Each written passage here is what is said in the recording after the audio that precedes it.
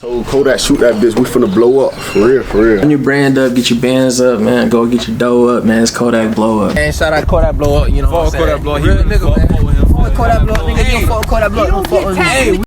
Stolo, what it is, bro? It's popping first thing first, you know what it is, man. Free school, nigga. Yes, sir. What's up with you, Kodak? Hanging, man. It's been a long time, man. I think my last time we did an interview about almost 2 years ago now. Shit about, nigga. A lot has changed, a lot to talk about. Let's get into it, man. For sure, man. Let's get right into it, man. I know we was talking earlier about you having an EP coming soon, man. Yeah. I know you want to give the people a little sneak peek what's going on in the Netherlands. So, you know, let's talk about the meaning behind the name and what's the concept of the name itself, too.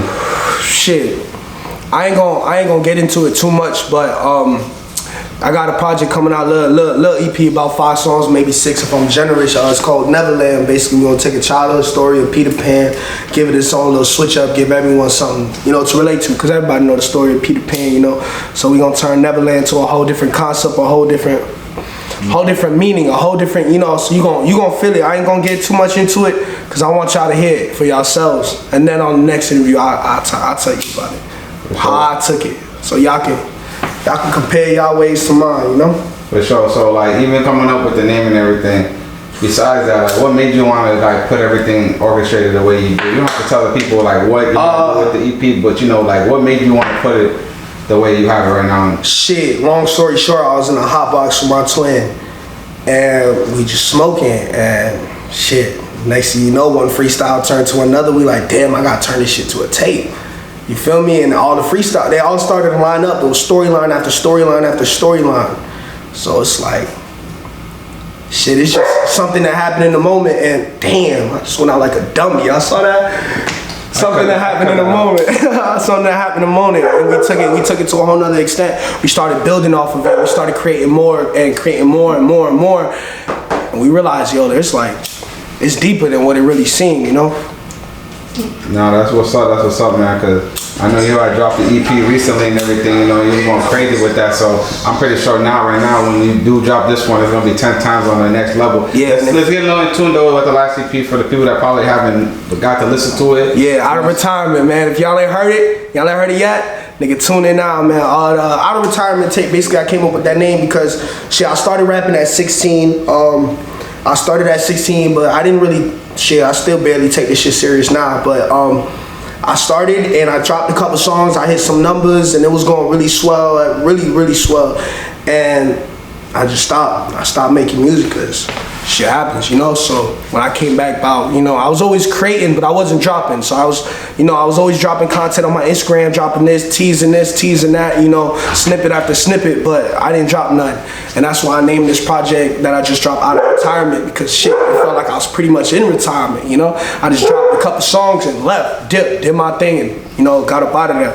But everyone wanted more, so I was like, fuck it, I'm gonna get them what they want, and that's why I named it Out of Retirement. It was about, shit, I say 9 songs, I believe. I could be wrong, and yeah, that's how it went down, and since then it's been going well, streams as well, people giving me positive feedback, so drop another one. You know, it's a new year, new motive, new everything, so we're just coming different this year. I was talking about you dropped the EP previously, you know, Out of Retirement. What were some big obstacles that you was going through throughout that time that you felt like you had to take a little break out of rap?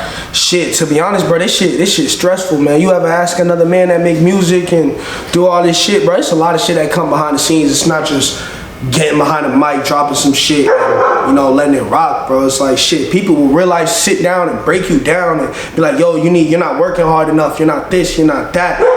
Break you down, not knowing the process that it takes to create a song, write a song, you know. It's a real emotional breakdown mentally, you know, because you got to sit there in your thoughts and jot all this shit down, just hoping and praying that somebody else feel it to satisfy them for the 3 minutes that they listening.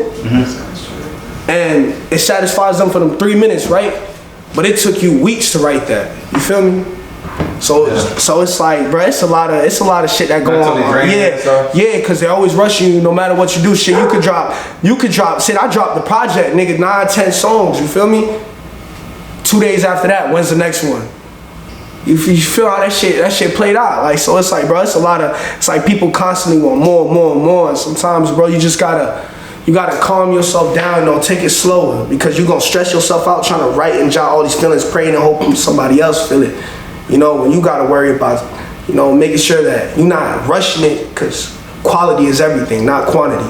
You know, that's why I took that break. And my music then, when I was dropping in 2019 to this tape that I dropped in 2022, you can hear the complete difference. And if I didn't take that time to sit down and know myself, I wouldn't have made that progress. I wouldn't have learned my craft. I wouldn't have mastered it a little bit better. I wouldn't have made no progress. I probably would have still been on the same shit. You know, you really need to take that time out to really find yourself as an artist before you drop anything for the people. Because whatever you drop is a reflection of you. No, so you need to take that shit more serious. When you drop it, take more time on it, and criticize it more personally within yourself before you let someone else hear it. Yeah, and I heard a lot of artists, for example, like Kendrick Lamar, he don't drop all the time, but when he do drop, you know, he do take his time. There's some shit that gonna have you like, damn, right? And that's true, that, you know, you gotta value your music because, like you said, it's a reflection, basically, of how, you know, anything that you drop, it's you, who you are. So, you know, that's something that I do see, like, not all artists, majority of artists, they'll just drop music, but then you got like the J. Cole's, you got, like I said, Kendrick Lamar's, you got your Uzi, like, they don't drop every month. You might not hear a song for them for 8 to over a year. When they do drop, you know, it's pure some shit that's gonna have you, of course, bro. They know why they doing that, bro. Yeah, because, you know, they value their music. It's just art, level. Music is art. Music is art, and I highly believe in that. And I feel like there's certain people, don't get me wrong, there's certain people that can hop in there and rush it, drop a freestyle in one take, and that shit be fire. I give y'all props, bro, but there's artists that really sit down and take their time to really master what they're doing because they're perfectionists. And me, I'm just one of those artists. I don't go to the studio unless well, I do sometimes, but majority of the time, I don't go to the studio unless I'm prepared, unless I have it written, unless I have it down so I can get the most out of it. I'd rather go to the studio and get 2 hours, right? But I have 4 songs prepared that I can get done in 15 minutes. Rather than go in the studio for 2 hours and bullshit and freestyle and get like 2 songs done. Yeah. You feel me? Being more organized, man. Yeah, quality, man. That's really gonna make your music valuable. Not people gonna be like, damn, you know, homeboy drop. Like it ain't like he drop every week. So you know, if he drop, it's some shit that matters. You gonna have to stop and listen to it. Even, you know, and to be real with you, I even noticed like a lot of people from go back to Kendrick, a lot of people in California, and don't get me wrong, a lot of people didn't like his album, but you know, they still took the time to listen to his album because they knew, okay, homeboy dropped. He obviously took his time. We might not like it, or we're going to like it. Yeah, no, that's real because, nigga, I don't listen to Kendrick, but I heard that album just to see what he had to say. For sure. You said you heard that shit? You ain't heard that shit? Nigga, you sleep. But yeah, I don't listen to Kendrick, but when I heard like nigga like J. Cole and Kendrick, bro, I don't listen to them niggas on the daily. They're not on my playlist, but when I hear that, they drop some shit, I'ma tune in. Only because I know every time when they finally do some shit, it's some shit that means something. So they saying some real shit, or they speaking on some real shit, or they coming out with some complete new shit, you know, like that people ain't never heard before or expect from them. Yeah. And that's what it's really all about.